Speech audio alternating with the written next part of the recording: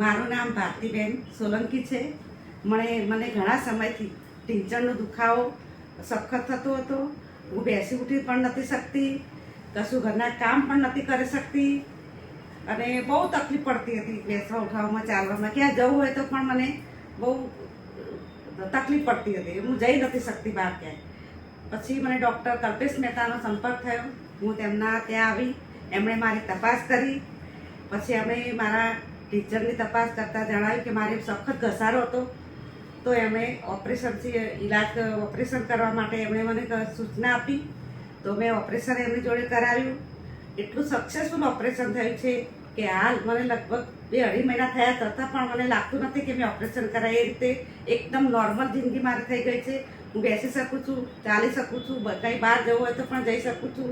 મને બેસવા ઉઠવામાં, રસોઈ કરી શકું, કપડાં બી ધોઈ શકું, ઘરના તમામ રૂટીન કામ હું કરી શકું છું. મને જરા પણ તકલીફ પડતી નથી. અને ડૉક્ટર કલ્પેશ મહેતા એટલા સારા ડૉક્ટર છે કે તમે એકવાર મળશો તો તમને એમ થશે કે ના, ડૉક્ટર બી સારા છે અને તમને એનું રિઝલ્ટ પણ સારું મળશે. અને ત્યાંનો સ્ટાફ એકદમ સરસ છે. એ પોતાના પણ દાખવીને આપણે રાત્રે પણ ગમે ત્યારે તમે એમને